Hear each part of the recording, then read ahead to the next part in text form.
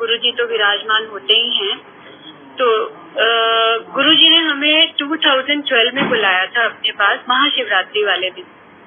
तो गुरुजी के साथ हमारा कनेक्शन बनता चला गया और गुरुजी से दिल से जैसे एक प्रेम जागृत हो गया, क्योंकि शुरू से ही जैसे फ्रॉम द वेरी बिगनिंग से फ्रॉम द ईयर जब मैं 15 साल की या 16 साल की थी, तभी से मुझे परमात्मा को पाने की जैसे एक इच्छा बनी रहती थी।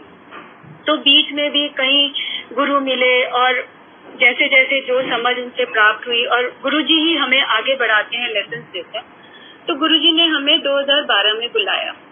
अब गुरुजी ने जब बुलाया और उनके साथ जैसे एक कनेक्टिविटी बहुत स्ट्रांग बनती चली गई, और अंदर से भी यही फीलिंग थी कि शायद यही राइट प्लेस थी जिसके लिए हम तरस रहे थे, और हमारी पूरी फैमिली गुरुजी के पास जाने लगी।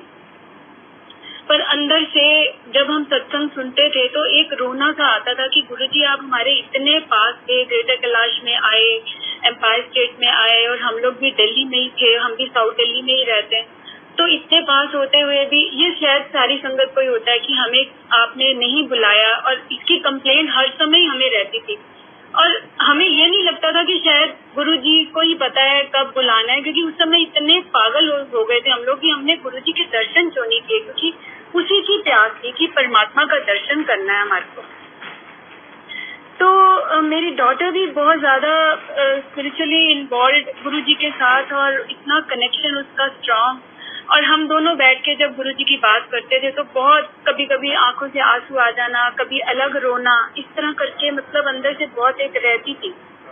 तो एक दिन मेरी डॉटर को गुरुजी के दर्शन हुए, और गुरुजी घर में बालकनी में, बहुत बड़ी बालकनी थी, तो वो वहाँ बैठे हुए थे गद्दी पे, और मैं और मेरी डॉटर ने ये ड्रीम देखा, और मैं और मेरी डॉटर बाहर मेन गेट के उचक के गुरुजी को देख रहे हैं, बाहर से अंदर की तरफ देख रहे हैं कि गुरुजी बैठे हैं, घर में गुरुजी बैठे हैं, इस तरह करके। तो गुरुजी को उसने बोला कि गुरुजी आपने हमें पहले क्यों नहीं बुलाया? तो गुरुजी ने आंसर दिया कि उस वेले संस्कार नहीं थी। इतनी बात करके उसका ये दर्शन कंप्लीट हो गया, और उसने मुझे जब बताया तो वो पहले तो बहुत रोने लग गई थी। वो कहती है कि मम्मा गुरुजी ने बोला है कि हमारे संस्कार नहीं है, ऐसे कौन से संस्कार होते हैं जो हमारे नहीं हैं? इतना रोई वो, इतना रोई है कि गुरु बच्चों को अच्छी शिक्षा दो और धर्म के रास्ते पे चलाएं, और जो भी बेस्ट हो सकता है पेरेंट्स अपने बच्चों के लिए करते हैं। तो उसमें उस समय ये जब गुरुजी का दर्शन आया तो मुझे एक अंदर क्वेश्चन आया, थॉट आई कि ये कौन से संस्कार की गुरुजी बात करते हैं। खैर वो बात आई गई हो गई, और हम अंदर ही अंदर शुक्राना भी करते रहे। शायद उस समय राइट टाइम नहीं था, बस यही सोच के हम लोग बहुत शांत हो गए, और हमें अंदर से लगा ठीक है गुरुजी, जब आपने बुलाया वो आपकी कृपा, और अब हमारे को आप हमेशा अपनी शरण में रखना।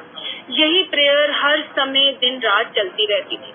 अभी 2 दिन पहले क्या हुआ कि गुरुजी से जैसे टेलीपैथी में बात होती रहती है, तो गुरुजी ने मुझे बोला कि तू शिव पुराण पढ़। एक्चुअली मैं शिव पुराण पढ़ रही थी और बीच में थोड़ा गैप आ गया था, तो मुझे उन्होंने बड़ा स्ट्रांगली बोला 2 दिन पहले कि तू शिव पुराण पढ़। मैं किचन में थी तो मेरे को लगा ये गुरुजी ही मुझे बार बार फोर्स कर रहे हैं। मैंने किचन बंद करी, सब कुछ किया, मैं दरबार में गई और वहाँ मैंने शिव पुराण उठाई और शिव पुराण पढ़ने लग गई।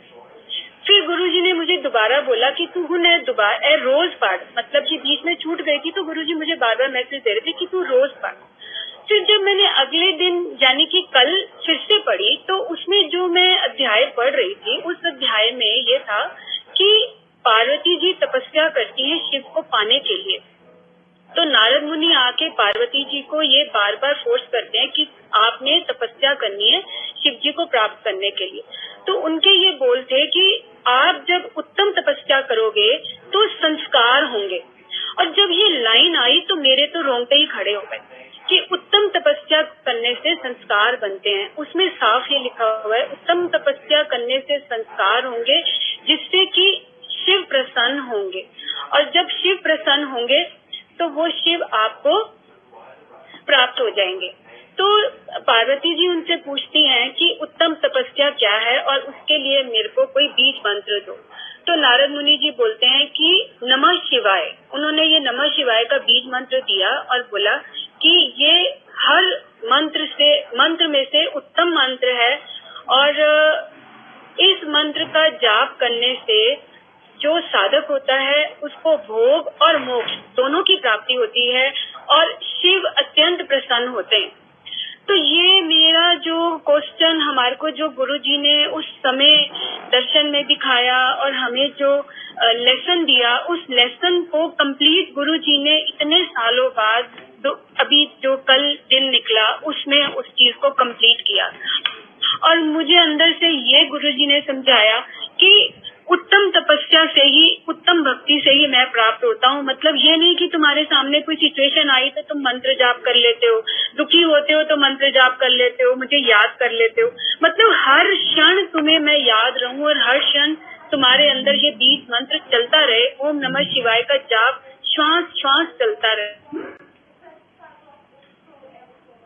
और गुरुजी से ये शक्ति मांगती हूँ कि गुरुजी जैसा आप चाहते हो वैसे ही हमें बनाना, ऐसी शक्ति देना कि हम भी वो तपस्या, वो बीज मंत्र अपने अंदर उतार सकें और हर पल अपने हृदय में आपको विराजमान कर सकें, क्योंकि आप हमारे अंदर ही हो। तो शुक्राना मालिक, शुक्राना गुरुजी का, और ये सत्संग बुलवाने का बहुत बहुत शुक्राना। सबका